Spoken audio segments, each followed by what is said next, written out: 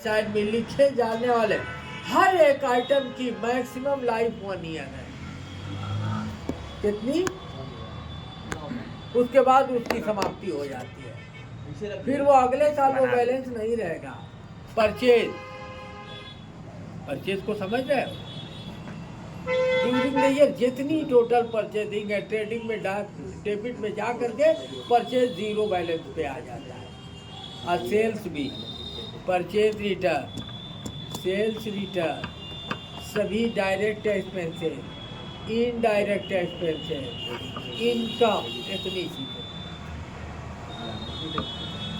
और asset, liability और capital. Capital means owner fund और liability means borrowed fund, outsider liability. Liability side में लिखी जाएगी और एसेट साइड में सभी एसेट्स लिखे जाएंगे। ये फर्दर पीरियड के लिए ट्रांसफर होगी और फिर इन्हीं से व्यापार नेक्स्ट ईयर में स्टार्टिंग ले लेगा। हमारे पास सामान रहेगा, हमारे पास कैश रहेगा, हमारे पास ट्रेड रिसीवेबल रहेंगे, ट्रेड पेबल रहेंगे, अपनी कैपिटल रहेगी, सब कुछ रहेगा। नहीं रहेगा तो क्या? 1 अप्रैल से अब नए सिरे से परचेजिंग और सेलिंग और सभी खर्चों की रेलिवेंट ईयर के लिए अब नया काम शुरू किया जाएगा। समझ गए? ट्रेडिंग अकाउंट के डेबिट साइड में क्या क्या लिखा जाता है? Expenses, first of all opening stock, net purchase है, यानी purchase, total purchase minus purchase return, और सभी डायरेक्ट एक्सपेंसेस लाइक है wages, productive wages, carriage inward, freight inward, आफ्टा, factory charges, fuel, gas and water, power, है ना? ये direct expenses है। और क्लोजिंग स्टॉक जब लिखा जाएगा जब वो ट्रायल बैलेंस के नीचे इंफॉर्मेशन में मौजूद हो। अगर क्लोजिंग स्टॉक ट्रायल बैलेंस के अंदर है तो यह केवल बैलेंस शीट की एसेट्स में लिखा जाएगा, और नीचे अगर नोट में है तो ट्रेडिंग के क्रेडिट में भी लिखा जाएगा और बैलेंस शीट के एसेट्स में। हर एडजस्टमेंट मिनिमम 2 जगह अपना इफेक्ट डालता है, हर एडजस्टमेंट। तो ट्रेडिंग अकाउंट के डेबिट क्रेडिट में क्लोजिंग स्टॉक और बैलेंस शीट जब लिखा जाएगा जब वो एडजस्टमेंट में यानी इंफॉर्मेशन में नोट में बिलो ट्रायल बैलेंस होगा, और ट्रायल बैलेंस के अंदर रहेगा तो चूंकि एसेट्स है, चूंकि assets being asset, it is not recorded in credit side of trading account, only recorded in balance sheet side of balance sheet. Prepaid expenses given in trial balance, only asset side of balance sheet. Accrued income given in trial balance, recorded in asset side of balance sheet. Outstanding advance income, outstanding expenses, advance income given in trial balance, both are recorded in liability side of balance sheet. लेकिन यही अगर आपको information notes adjustment में दिया है तो outstanding related expenses में plus होगा। अब वो रिलेटेड एक्सपेंसेस अगर ट्रेडिंग से रिलेट करेगा तो ट्रेडिंग के डेबिट में रिलेटेड एक्सपेंसेस में प्लस करके लिखा जाएगा, और अगर इनडायरेक्ट होगा तो पीएल के जैसे मजदूरी अगर देना है, वेजेस, तो वेजेस डायरेक्ट एक्सपेंसेस है, ट्रेडिंग के डेबिट में वेजेस में प्लस करेंगे, अब बैलेंस शीट की लायबिलिटी में दिखाएंगे।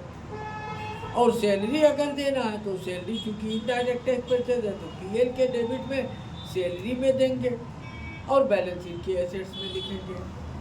इंश्योरेंस प्रीमियम जनरली प्रीपेड दिया रहता है, तो इंश्योरेंस प्रीमियम पीएल के डेबिट में प्रीपेड इंश्योरेंस घटा देंगे, माइनस कर देंगे, और बैलेंस शीट की एसेट्स में प्रीपेड इंश्योरेंस केवल दिखाएंगे। एक्रूड इनकम जैसे एक्रूड इंटरेस्ट या एक्रूड कमीशन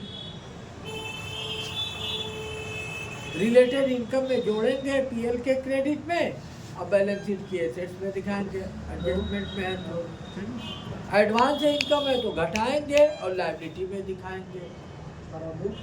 ठीक है, इस तरीके से आपका फाइनेंशियल स्टेटमेंट जो है generally trading account, profit and loss account और बैलेंस शीट तीनों मिल करके financial statement complete final account इसे कहा जाता है। ठीक है ना। अब आपको डायरेक्ट केवल ट्रेडिंग के बारे में पूछा जा सकता है, आप केवल आपसे प्रॉफिट एंड लॉस पूछा जा सकता है, केवल बैलेंस शीट पूछा जा सकता है, विदाउट एडजस्टमेंट हो सकती है, विद एडजस्टमेंट हो सकती है। तो पहले फाइनेंशियल स्टेटमेंट का पूरा जो है समरी वाइज तैयार कर लो कि कौन आइटम कहाँ से है, सीधा आइटम जितने भी नॉमिनल अकाउंट हैं, all nominal account recorded either trading account और profit and loss account and real and personal account recorded in balance sheet. जैसे सन्डी डेब्टर पर्सनल अकाउंट है, पैसा इनसे मिलना है, लिहाजा ये कहाँ लिखे जाएंगे, BR है, कैश इन हैंड है, मशीनरी है, फर्नीचर है, लैंड है, बिल्डिंग है, इन्वेस्टमेंट है, क्लोजिंग स्टॉक है या प्रीपेड एक्सपेंसेस। अब ये जो जितना मैं बताया हुए से वो रियल अकाउंट है। अब प्रीपेड एक्सपेंसेस क्या है, पर्सनल अकाउंट है। एक्रूड इनकम क्या है, पर्सनल अकाउंट है। तो मालूम हुआ कि सभी पर्सनल एंड रियल अकाउंट कहाँ लिखे जाते हैं, बैलेंस शीट में। सभी नॉमिनल अकाउंट कहाँ लिखे जाते हैं, ट्रेडिंग और पीएल में, ट्रेडिंग और पीएल में। हाँ, और सारी चीज़ें मिल करके trading account, profit and loss account और बैलेंस शीट, इसे हम फाइनेंशियल स्टेटमेंट अकाउंट के एंगल से देखा जाए तो इसमें दो अकाउंट बनते हैं, trading account, profit and loss. Balance sheet account नहीं है, बैलेंस शीट क्या है, स्टेटमेंट है। तो बैलेंस शीट अकाउंट नहीं है, इसलिए इसमें डेबिट क्रेडिट का चांस नहीं है, इसमें टू और बाई नहीं यूज़ करेंगे। और trading account, profit and loss account balance वो अकाउंट है, लिहाजा इसके में डेबिट क्रेडिट लिखेंगे। डेबिट को टू से, क्रेडिट में बाई से शो करेंगे, किसी भी उसमें जाने वाले उससे रिलेटेड जो ट्रांजैक्शन है। ठीक है, चले। हाँ, तो ज़रा और